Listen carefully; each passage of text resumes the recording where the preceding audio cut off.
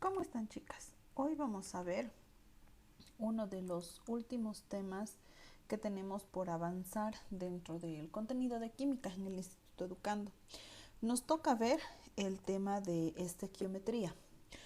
Para nosotros poder hablar de lo que es la estequiometría, debemos conocer cuáles son las leyes estequiométricas que rigen este tema. Vamos a empezar por la ley de conservación de la materia. Esta ley también se la conoce como ley de conservación de la masa o simplemente como ley de Lomonosov o Lavoisier, en honor a los científicos que la postularon, que la habían realizado. Es un principio de la química que plantea que la materia no se crea ni se destruye dentro o durante de una reacción química, solamente se transforma. Uno de los precursores de esta ley ha sido Antoine Lavoisier, que nació en París, Francia, el 26 de agosto de 1743. Este fue un químico, biólogo y economista francés que ha sido considerado como el padre de la química moderna por los estudios que éste tiene sobre la oxidación de cuerpos, el fenómeno de la respiración animal, el análisis del aire, la ley de la conservación de la masa, que es lo que nos compete ahora, la teoría calórica de la combustión y los estudios sobre la fotosíntesis. Esta ley es muy importante porque nos dice lo que vemos acá, que la masa no se va a crear ni destruir, simplemente se va a transformar. Por ejemplo, aquí tengo 20 gramos de un compuesto de A y lo estoy mezclando con 15 gramos de un compuesto de B. Esto aquí me está dando como resultado 35 gramos de una mezcla de A y B. Y si yo aquí sumo 20 más 15 son 35 y ese es el resultado del producto que estoy obteniendo. Este producto es un nuevo producto de acuerdo a la mezcla que hemos realizado con A y B. ¿Tiene diferentes características y propiedades que cada uno de estos? Sí, pero estamos viendo que la materia inicial que nosotros estamos mezclando no se ha destruido, simplemente se ha transformado. Un ejemplo de esto podemos ver el siguiente que nos dice: al calentar 10 gramos de carbonato de calcio, el cual tiene esta fórmula, se produce 4,4 gramos de dióxido de carbono, que esta es la fórmula de dióxido, y 5,6 gramos de óxido de calcio. Nos pide verificar si se cumple la ley de la conservación de la masa en este experimento o no. Solución. Lo primero que tenemos que hacer es calcular la masa de los reactantes y la masa de los productos. Pero antes debemos conocer la fórmula o la ecuación química que nos está mencionando aquí arriba. Y primero nos dice que tengo 10 gramos de carbonato de calcio. Voy a aplicar calor. Este calor me va a dar como productos el óxido de calcio y el dióxido de carbono. El reactante en esta ecuación química es el carbonato de calcio, que inicialmente tenía 10 gramos. Al entrar en contacto con el calor me da estos productos. El óxido de calcio me da 5,6 gramos y el dióxido de carbono me da 4,4 gramos. La suma de la masa de estos productos es esta: 5,6 más 4,4 es igual a 10 gramos. Por lo que yo puedo decir que la cantidad de masa de los productos es igual a la cantidad de masa del reactante. Entonces, esta ley sí se cumple en este ejercicio. La misma cantidad que tengo con reactantes o reactivos que estoy utilizando, la estoy obteniendo en dos productos diferentes. Es así como se demuestra la ley de conservación de la masa. Luego podemos hablar acerca de la ley de las proporciones definidas. Esta también se la conoce como la ley de Proust. Es una de las leyes fundamentales dentro de la química, la cual fue enunciada en el año 1801 para poder dar una respuesta a la forma en la que se logran combinar dos o más elementos. Acerca de esta ley nosotros podemos decir que durante milenios la idea de que toda la materia estaba hecha de pequeños pedazos invisibles que se llamaban átomos había estado dentro de la cabeza de los científicos e investigadores de ese momento. Se tuvo que esperar hasta el siglo XX para poder tener una confirmación experimental acerca de esta ley, sin que ningún género de dudas esté en medio de ellas, para poder decir específicamente cómo era que actuaba y cómo era que reaccionaba esta ley. Esta ley de las proporciones definidas fue establecida por Joseph Proust en el año 1974, en consecuencia a una idea que había de que los elementos estaban siendo formados por átomos idénticos e indestructibles. De hecho, quien inició esta idea fue Dalton, quien en su teoría atómica de 1808, en un intento de lograr explicar esta ley, logra dar una idea más clara a Proust. Cuando estos elementos se combinan para poder formar compuestos, siempre es necesaria la misma proporción de masas de los constituyentes para hacer un compuesto en concreto. ¿Ya? Por ejemplo, lo que tenemos aquí. Tenemos dos moléculas de hierro, las que pesan 112 gramos, y tenemos una molécula de oxígeno molecular, el que pesa 32 gramos. Esto nos da como producto dos moléculas de óxido ferroso, que esto en total pesa 144 gramos. Si nosotros nos damos cuenta, sumamos estos pesos, de la misma manera tenemos como resultado el mismo peso en el producto que estamos obteniendo. Esta ley nos dice que cuando dos o más elementos se combinan para formar un determinado compuesto, lo hacen en una relación en peso constante independientemente del proceso seguido para formarlo. ¿Es eso lo que nos está mostrando aquí?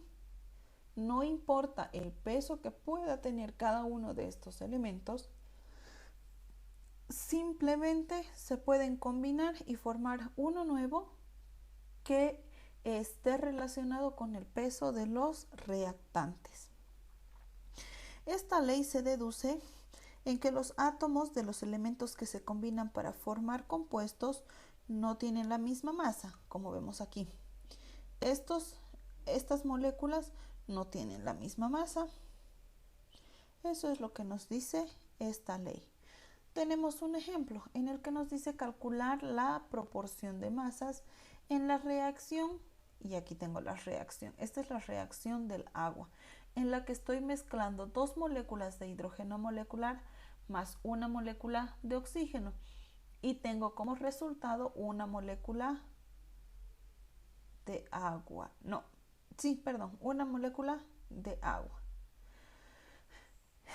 Supongamos que reacciona un mol de cada sustancia.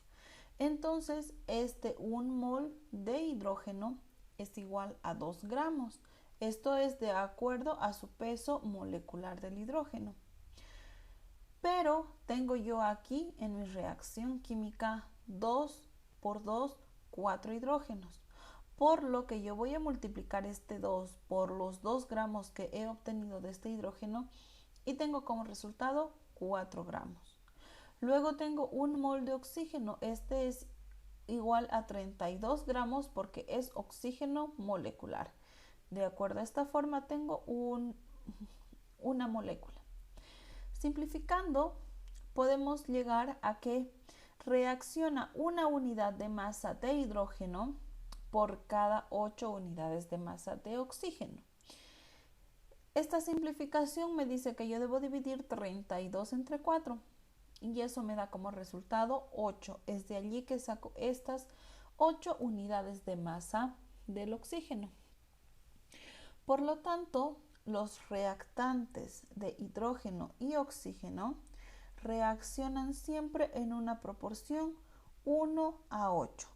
Esta es la ley de las proporciones definidas. Luego tenemos dentro de las leyes estequiométricas la ley de las proporciones múltiples. Esta ley afirma que cuando dos elementos se combinan para poder originar distintos compuestos, dada una cantidad fija de ellos, las diferentes cantidades del otro se combinan con dicha cantidad fija para dar como producto los compuestos. Están en relación de números enteros sencillos. Esta fue la última de las leyes ponderales en postularse. Quien trabajó en esta ley fue Dalton, en un fenómeno del que Proust no se había percatado, y es el hecho de que existen algunos elementos que pueden relacionarse entre sí en distintas proporciones para formar distintos compuestos. Así, por ejemplo, hay dos óxidos de cobre. Uno es el óxido ferroso y el otro es el óxido férrico, que tienen un 79,89% y un 88,82% de cobre respectivamente, y que equivalen a 3,974 gramos de cobre por gramo de oxígeno en el primer caso y 7,945 gramos de cobre por gramos de oxígeno en el segundo. La relación entre ambas cantidades es de 1 y 2, como se expresa actualmente con las fórmulas de los compuestos derivados de las teorías atómicas. Aquí podemos ver ese ejemplo de manera un poquito más clara. Para poder formar el óxido de hierro 2 y el óxido de hierro 3, yo tengo lo siguiente. Tengo como peso del hierro 3,49 gramos que reaccionan con 1 gramo de oxígeno para formar el óxido de hierro 2. Luego tengo 2,33 gramos de hierro más 1 gramo de oxígeno y esto me da el óxido de hierro 3. Si yo realizo la división entre estos dos números, tengo como resultado 3 medios, que esta viene a ser la relación entre números enteros que hay de las proporciones múltiples. Esta ley, como mencionábamos, fue enunciada por Dalton en el año 1803 y es una de las leyes muy importantes de las leyes estequiométricas. Fue demostrada en la práctica por el químico francés Gay-Lussac. Como dijimos hace un momento, en esta ley nos indica que cuando se juntan dos elementos son capaces de combinarse para formar entre sí varios compuestos. Las distintas masas de uno de ellos que se unen a cierta masa del otro están en relación de números enteros y sencillos, que es el resultado que obtuvimos de este lado. Tengo números enteros para ambos y son números sencillos. Un ejemplo de esta ley es el siguiente. Demostrar que se cumple la ley de Dalton para los siguientes compuestos, los cuales pueden resultar de una reacción entre carbono y oxígeno. Tengo como compuesto 1 el monóxido de carbono y como compuesto número 2 el dióxido de carbono.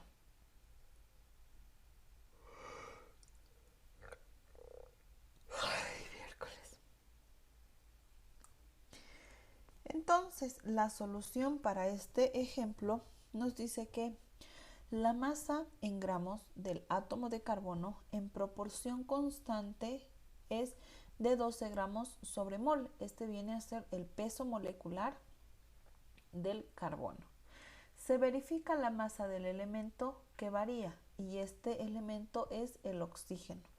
Lo relacionamos Y tenemos lo siguiente, que del compuesto 1 voy a obtener 16 gramos de oxígeno y del compuesto 2 voy a obtener 32 gramos de oxígeno. Relacionamos esta cantidad de los elementos sobre la cantidad más pequeña del elemento variable. Entonces yo tengo aquí el compuesto de monóxido de carbono y la relación con la cantidad de oxígeno que tengo como resultado y me da igual a 1, porque ambos pesos son iguales. El compuesto de dióxido de carbono en relación al compuesto de monóxido de carbono, yo tengo como 32 gramos y 16 gramos de oxígeno. ¿Y esto es de acuerdo a qué? A la cantidad de oxígenos que tiene cada fórmula. El dióxido de carbono tiene 2 y el monóxido de carbono tiene 1. Entonces, el dióxido que estamos analizando va en la parte de arriba. Y digo yo que tiene 32 gramos de oxígeno porque tiene 2 átomos de oxígeno. Y la relación con el monóxido de carbono que viene abajo, y esto viene a ser el peso molecular del oxígeno, que son 16 gramos de oxígeno. Tengo una relación 2 a 1 y esto como resultado en una división me da igual a 2. Por lo tanto, esta reacción sí cumple con la ley de Dalton, ya que los pesos relacionados expresan una proporción mediante un cociente de números enteros. Siempre nos está dando estas proporciones en números enteros para que nosotros los podamos analizar con más detenimiento. Tenemos la siguiente ley, que es la ley de las proporciones recíprocas, ¿ya?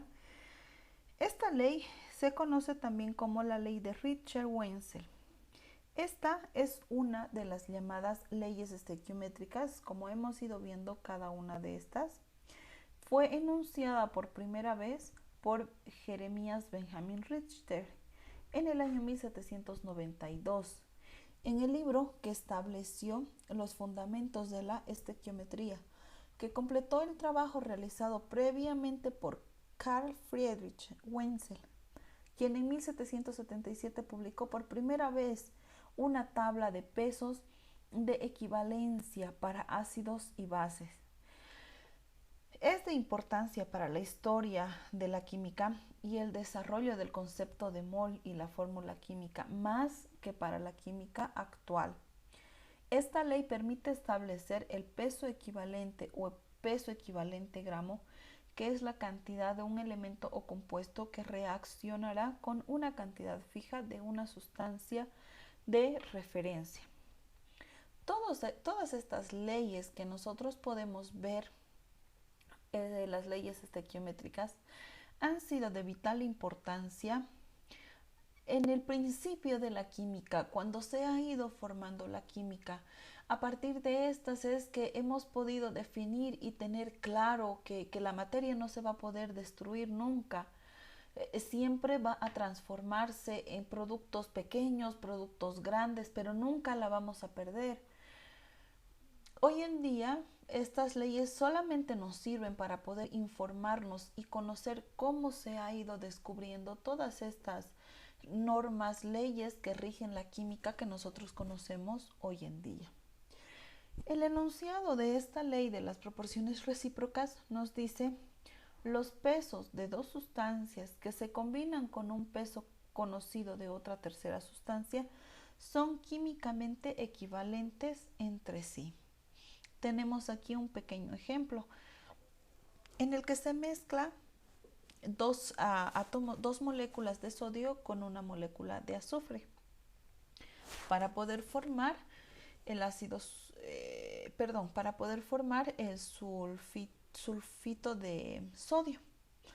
Tengo aquí yo una mezcla de 46 gramos de sodio con 32 gramos de azufre. Aquí abajo tengo una reacción de hidrógeno con azufre, la que me va a dar el ácido sulfídrico. Y yo estoy mezclando 2 gramos de hidrógeno con 32 gramos de azufre. ¿Esto es de acuerdo a qué? a los pesos moleculares de cada una de estas. Por ejemplo, el peso del hidrógeno es 1 gramo, pero al yo tener 2 átomos de hidrógeno tengo 2 gramos. El peso molecular del azufre es 32. El peso molecular del azufre es 32. El peso molecular del sodio es 23. Pero yo tengo 2 moléculas de sodio. Las voy a multiplicar por el peso molecular. 2 por 23 me da como resultado 46 gramos.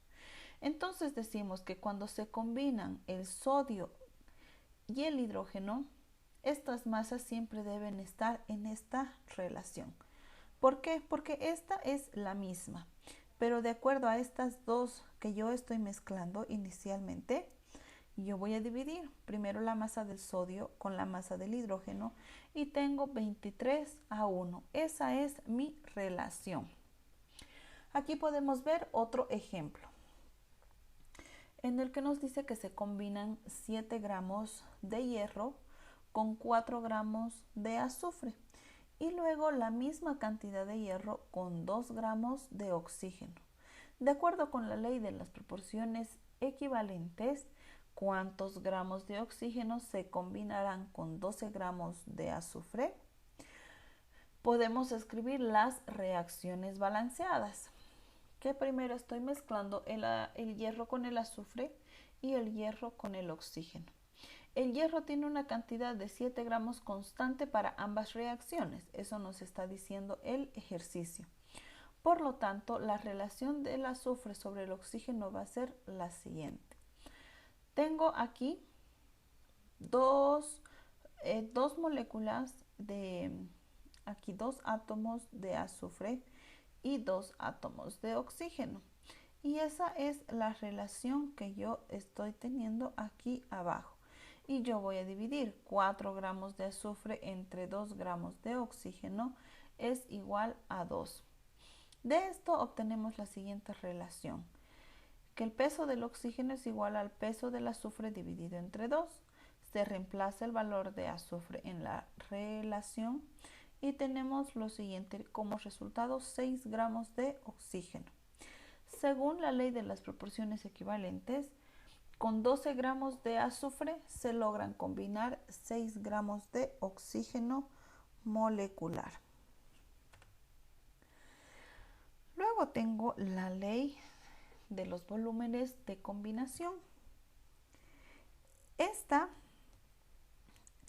es una ley en la que vemos que muchos elementos y compuestos dentro de la tabla periódica son gaseosos, y puesto de que es más sencillo medir un volumen que un peso de un gas natural, se logra realizar estas leyes de volumen. Por ejemplo, el obtener vapor de agua a partir de los elementos que se habían encontrado con un volumen de oxígeno se une a 2 volúmenes de hidrógeno y así se forman 2 volúmenes de vapor de agua. Todos los volúmenes gaseosos son medidos en las mismas condiciones de presión y temperatura. Esta relación sencilla entre los volúmenes de los cuerpos gaseosos reaccionantes no era ningún caso fortuito, pues Gay-Lussac mostró que se cumplía en todas las relaciones en las que intervienen estos gases. Lussac formuló en 1808 la ley de los volúmenes de combinación, la cual también lleva su nombre. Esta puede enunciarse de la siguiente manera. En cualquier reacción química, los volúmenes de todas las sustancias gaseosas que intervienen en la misma están en una relación de números enteros sencillos.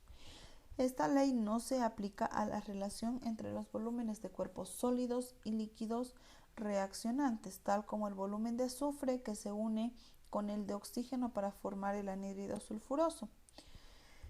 Es así que esto va a trabajar con compuestos gaseosos. Para poder nosotros ver que se cumple esta ley de combinación de volúmenes de combinación, Lo primero que yo debo hacer es igualar mi ecuación química.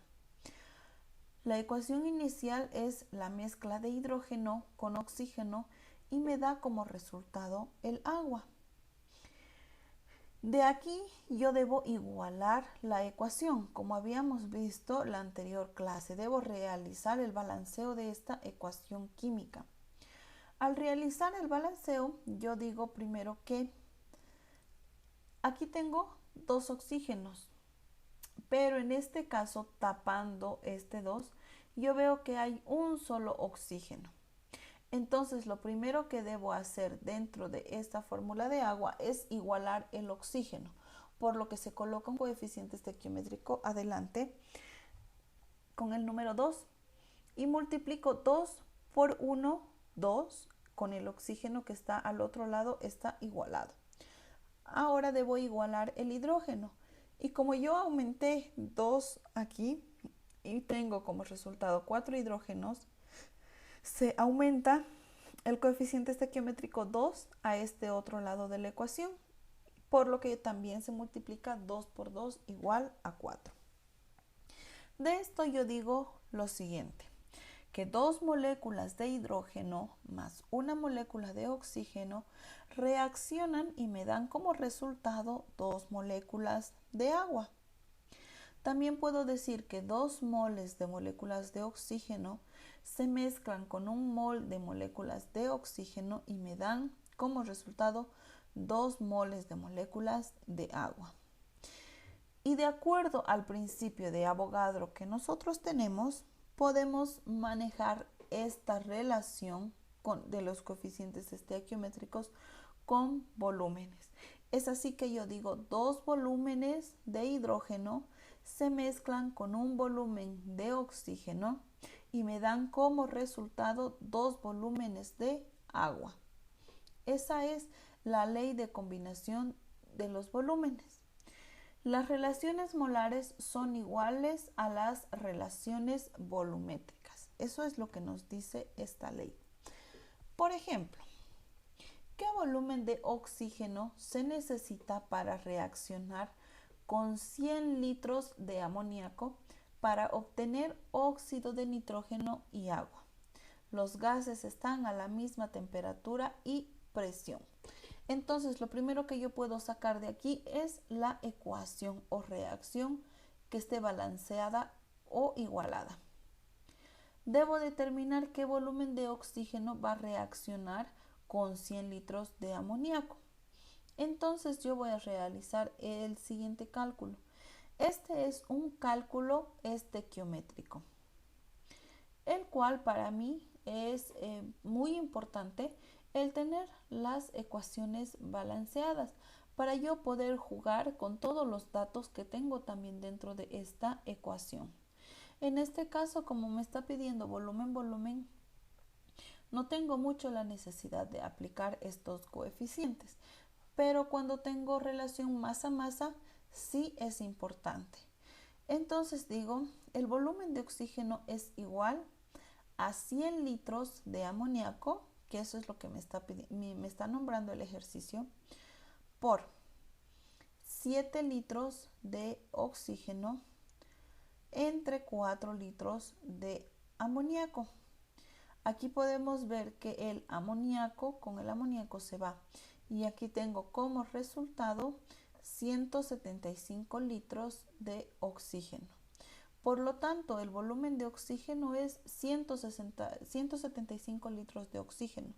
Esta es la cantidad de oxígeno que voy a necesitar para poder hacer reaccionar con el amoníaco. Y si nosotros vemos aquí de dónde sacamos 7 litros o 4 litros, es de acuerdo a la ecuación. Para el oxígeno, yo tengo que aquí tengo como coeficiente estequiométrico 7. Y ese es el número que voy a utilizar aquí haciendo referencia a litros, porque lo que vimos aquí es que la relación de los coeficientes estequiométricos me da la relación volumétrica que podemos tener. Entonces es de esa manera que nosotros aplicamos esos coeficientes estequiométricos para poder realizar el ejercicio. Lo propio con el amoníaco. El amoníaco tiene como coeficiente estequiométrico 4 y 4 litros está aquí abajo. Este es un cálculo estequiométrico que nosotros vamos a ir haciendo para poder tener práctica acerca de esto. Ahora sí, vamos a hablar acerca de estequiometría. La estequiometría es el cálculo para una ecuación química balanceada. Esta determinará las proporciones que deben haber entre reactivos y productos de una reacción química.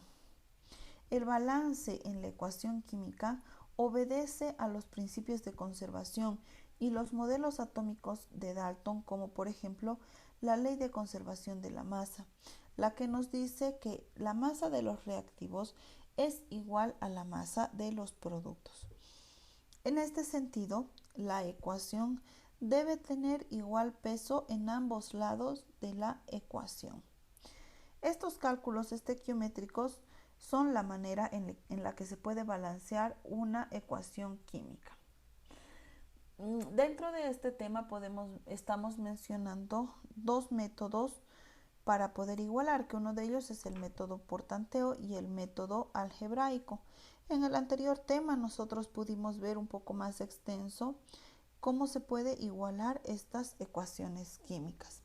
Las relaciones estequiométricas nos indican las proporciones relativas de las sustancias químicas que sirven para calcular una ecuación química balanceada entre los reactivos y los productos de una solución química. Los principios de conservación que tiene esta ley nos dice que los postulados de los principios de conservación ayudarán posteriormente a definir los modelos atómicos sobre la naturaleza de los átomos de John Dalton. Los modelos constituyen la primera teoría con bases científicas, marcando el comienzo de la química moderna. Dentro de la estequiometría hemos visto que es muy importante el tener una ecuación igualada. Siempre debe estar igualada. Eso es algo que yo les mencionaba en la anterior clase. Puede ser que mi ecuación o reacción esté bien escrita, que yo tenga escrita de manera correcta las fórmulas de cada uno de los compuestos que forman esa reacción. Pero si mi ecuación está igualada, entonces, de acuerdo a estas leyes estequiométricas, me dice que esa ecuación está mal. Dentro de la estequiometría, también nosotros debemos realizar conversiones. Y eso tengo aquí, las conversiones permitidas dentro de la estequiometría. El mol nosotros lo podemos convertir a gas en sus unidades litros con la fórmula presión por volumen es igual al número de moles por R, que es la constante de los gases, y por T, que es temperatura. Los moles también los puedo convertir en kilogramos de disolventes de acuerdo a la masa. Lo puedo convertir en moles totales con la fracción molar y también lo puedo convertir en concentración de acuerdo a la cantidad de ml que yo tenga de la disolución. Estos son conversiones que yo puedo realizar con el mol para poder realizar su aplicación en la estequiometría. También cuando tengo un reactivo o reactante en gramos, lo puedo convertir en gramos de disolución de acuerdo al porcentaje masa-masa. Lo puedo convertir en ml de disolución y esto se puede hacer con el porcentaje masa-volumen. Si mi reactivo está en ml y yo lo puedo convertir a través de la densidad en ml de disolución y esto va a ser con el porcentaje volumen-volumen. Estas son las conversiones que nosotros podemos y debemos realizar dentro de estos cálculos estequiométricos para poder aplicar todo esto. A este otro lado, en la siguiente tabla, tenemos unidades de concentración. Para estas unidades de concentración, nosotros aplicamos todas estas conversiones. Las unidades de concentración son las siguientes. Porcentaje masa-masa, que lo aplicamos aquí para convertir los gramos a gramos de disolución, donde nos dice que el porcentaje masa-masa va a ser igual a los gramos que hay del soluto entre los gramos de la disolución por el 100%. Esto quiere decir en una mezcla, el ejemplo común que les pongo de una taza de té con azúcar, el soluto va a ser el azúcar y los gramos de disolución va a ser, por ejemplo, una taza tiene por lo general 250 ml o gramos en cuestión al agua. Esa va a ser la cantidad de gramos de la disolución. A esta cantidad de gramos le sumamos el peso del azúcar que estamos añadiendo, lo multiplicamos por el 100% y nosotros obtenemos de esa manera el porcentaje en masa-masa. Aquí hay algo que deben tomar en cuenta. Nosotros generalmente mezclamos para obtener una solución, mezclamos con un líquido. Casi siempre es agua, pero en el caso de que no sea agua, nosotros debemos tomar muy en cuenta la densidad que tiene ese líquido con el que nosotros estamos mezclando. ¿Por qué? La densidad del agua es 1 gramo sobre mililitro, lo que nos dice que tiene 1 gramo de soluto en 1 mililitro. Es una relación 1 a 1. Entonces yo puedo decir que 100 ml de agua es igual a 100 gramos de agua. Pero si yo realizo eso con 100 ml de aceite, por ejemplo, la densidad del aceite va a cambiar y esa conversión que yo debo realizar a gramos va a ser distinta. ¿Ya? Otra unidad de concentración, hablando acerca de los porcentajes, es el porcentaje masa-volumen, en el que yo digo que va a ser el porcentaje masa-volumen igual a gramos del soluto dividido entre los ml de la disolución. Es similar, pero trabajo ahora con volumen multiplicado por el 100%. De la misma manera, el porcentaje volumen-volumen voy a dividir los ml del soluto entre los ml de la disolución y lo voy a multiplicar por el 100%. Estas son unidades de concentración en porcentaje. Luego tengo la fracción molar. La fracción molar también ya la habíamos visto en un tema anterior. Yo la puedo obtener dividiendo la cantidad de moles del soluto con la cantidad de moles totales. Y dijimos que esta división no puede ser nunca mayor a 1, siempre debe ser menor a 1. Otra unidad de concentración que es muy conocida dentro de la química, utilizada mayormente, es la molaridad. Su símbolo es la letra M mayúscula y esta se da de acuerdo a la división entre moles del soluto dividido entre los litros de la disolución. Esa es la manera de realizar este cálculo de concentración molar. La molaridad, que también es una unidad de concentración y tiene como unidad, se expresa con la letra M minúscula. Y esto se obtiene en la división de los moles del soluto entre los kilogramos del disolvente. Esta unidad de concentración molar no es muy utilizada, ¿ya?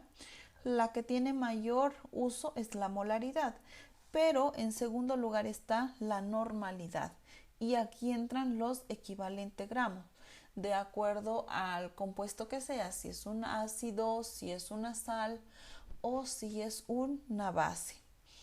Entonces esto se expresa como N mayúscula y es igual al equivalente gramo del soluto dividido entre el volumen expresado en litros de la disolución.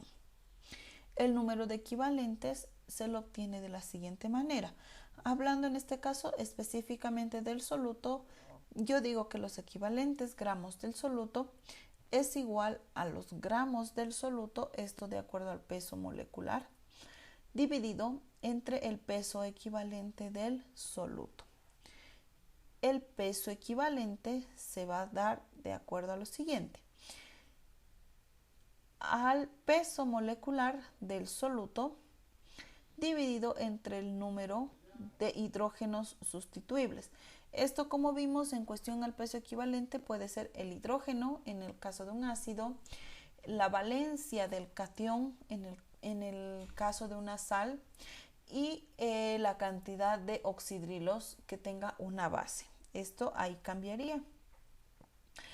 Luego, como datos o fórmulas opcionales, podemos mencionar el número de moles. Se expresa con la letra N minúscula y es igual a los gramos dividido entre el peso molecular. Luego tenemos la ecuación de los gases ideales, que es la que veíamos a este lado. Esta ecuación es igual a la presión por volumen igual al número de moles por la constante universal de los gases por la temperatura de ese gas. Esto es simplemente para gases ideales. Luego la densidad, que también mencionábamos, tiene por fórmula la división masa sobre volumen. Hasta aquí, sin tomar en cuenta el número de moles, la ecuación de los gases ideales y la densidad, todo lo que tenemos aquí arriba son unidades de concentración. ¿Esto qué significa? Esto nos demuestra qué cantidad tenemos de nuestro soluto en una disolución. Por ejemplo, si a mí me dijeran calcular el volumen de ácido clorhídrico que se necesita para preparar una solución 0,5 molar en 100 ml. Ahí yo ya tengo los datos y me dice molar. Entonces me voy a esta fórmula de molaridad. Y de esta manera yo puedo saber qué cantidad necesito del soluto para preparar 100 ml de una solución, pero que tenga la concentración 0,5 molar. Es muy utilizado de esa manera. Estos son cálculos básicos que nosotros realizamos dentro de la química para poder aplicarlo a diario en muchos aspectos. Es lo mismo la concentración de azúcar tal vez que yo puedo tener en una taza de té. Se puede realizar un cálculo con este tipo de fórmulas. De aquí parten estos cálculos estequiométricos, ¿ya? Ejemplo. Vamos a realizar el ejercicio 1. Nos dice el metano, que tiene por fórmula carbono, hidrógeno 4, arde con oxígeno, produciendo dióxido de carbono y agua. Si se queman 2 kilogramos de metano, calcular los gramos de oxígeno necesarios y los gramos de dióxido de carbono producidos. Entonces, yo tengo aquí mi fórmula, mi ecuación, y me dice que el metano se quema con el oxígeno, entra en combustión, y tengo como resultado, como productos, el dióxido de carbono y agua. De estos, yo lo que puedo hacer es sacar primero su peso molecular. El carbono tiene peso molecular 12, más 4 hidrógenos, 16. Una molécula de oxígeno molecular tiene 32 gramos, multiplico por 2 moléculas que tiene y tengo como resultado 64 gramos. El dióxido de carbono tiene 44 gramos y el agua tiene 36 gramos. Entonces, para el inciso A me dice que se van a mezclar 2 kilogramos de metano. Esto es igual a 2000 gramos, porque 1 kilogramo tiene 1000 gramos, multiplicado por 2 es 2000 gramos. Entonces hago esta relación. Esta es una simple regla de 3 que yo puedo hacer. Si 16 gramos de metano contienen 64 gramos de oxígeno, de acuerdo a la ecuación, ¿cuántos gramos de oxígeno habrá en 2000 gramos de metano? Aplico la regla de 3, realizo el resultado y me da que el valor de X es 8000 gramos de oxígeno. Eso es lo que necesito para poder obtener 2 kilogramos de metano. El inciso B me dice igual una regla de 3, porque me dice la cantidad de dióxido de carbono. Si 16 gramos de metano contienen 44 gramos de dióxido de carbono, ¿cuántos gramos de dióxido de carbono habrán en 2000 gramos de metano? Aplicando la regla de 3, realizando el cálculo correspondiente, y yo tengo como resultado que requiere 5500 gramos de dióxido de carbono. Y eso es lo que me ha pedido. En el caso del carbono se han producido en 2000 gramos de metano, se produjeron 5500 gramos de dióxido de carbono. Y para poder reaccionar 2 kilogramos de metano con el oxígeno se necesitan 8000 gramos de oxígeno. Esos son cálculos estequiométricos expresados en una regla de 3. Ejemplo número 2. Se quema etano, que tiene por fórmula carbono 2, hidrógeno 6, y se obtienen 2000 litros de dióxido de carbono, los que están siendo medidos en condiciones normales. Calcular los gramos de etano que se quemaron. Tengo aquí mi fórmula, que es el etano, se quema con el oxígeno. Tengo como productos el dióxido de carbono y el agua. Igualo mi ecuación y tengo sus pesos o sus masas. Para el etano tengo 60 gramos, para el oxígeno tengo 224 gramos, el dióxido de carbono 176 gramos y el agua 108 gramos. Lo primero que debemos hacer es calcular los gramos de dióxido de carbono. Un mol de un gas, cualquiera que sea, que esté medido en condiciones normales, tiene como un volumen 22,4 litros. De acuerdo a esta relación yo digo, ¿cuántos moles habrá del dióxido de carbono en 2000 litros? Que eso es lo que me dice el enunciado. Realizo la regla de 3 y tengo como resultado 89,3 moles de dióxido de carbono. Pero si vemos aquí, me está pidiendo gramos. Calcula los gramos de etano que ardieron. Entonces falta. Aquí, ¿qué es lo que yo puedo hacer? Estos moles yo puedo convertir a gramos con la siguiente fórmula. Con esta de aquí. Moles es igual a gramos sobre el peso molecular. Tengo los moles. Tengo el peso molecular del dióxido de carbono, que es 44. Despejo mi fórmula para poder obtener los gramos. Entonces eso es lo que yo realizo aquí. Y tengo como resultado 3930 gramos de dióxido de carbono. Nuevamente aplico una regla de 3 porque tengo el dióxido de carbono y yo necesito saber cuántos gramos de etano se han quemado. Entonces digo, 60 gramos de etano contiene 176 gramos de dióxido de carbono. Esto saliendo de la ecuación química. ¿Cuántos gramos de etano contendrá 3930 gramos de dióxido de carbono que he tenido como resultado de la combustión aquí? Y tengo como un resultado de 1340 gramos. Esta es la manera de poder realizar estos cálculos o conversiones que tenemos para realizar. Aquí hemos realizado una conversión de moles a gramos. Conozco el peso molecular, conozco los moles, y yo puedo sacar la masa de ese compuesto. O tal vez si requiere el número de moles, pero solamente tengo masa, yo puedo aplicar la misma fórmula y voy a poder obtener el resultado que requiero. Por último, tenemos la relación de las relaciones ponderales peso-peso, volumen-volumen. Aquí se menciona a todas las leyes que hemos ido viendo en el transcurso del avance del tema.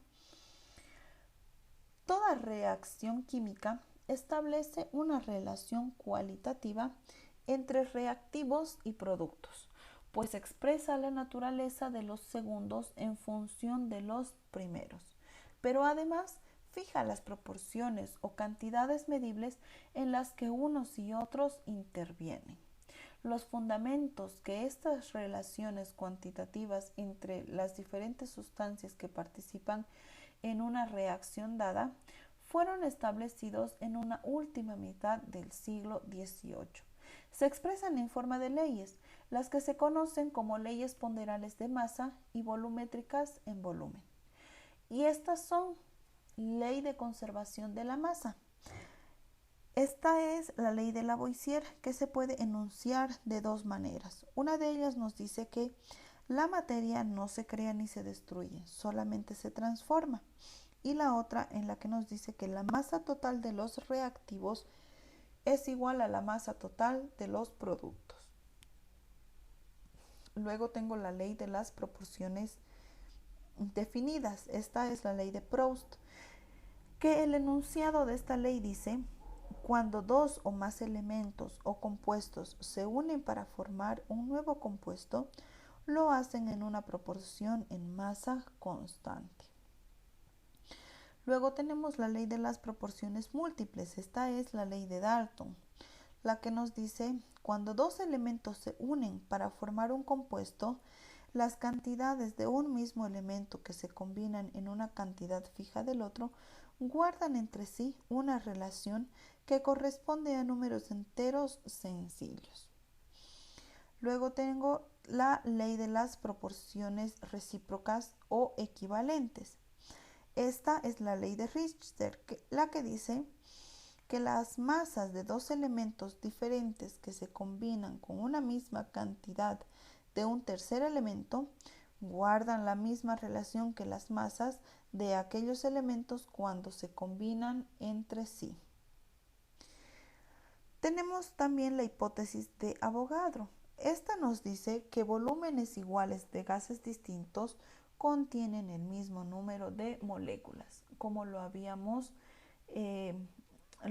visto más adelante, ¿no es cierto? Y por último, la ley de volúmenes de combinación, que se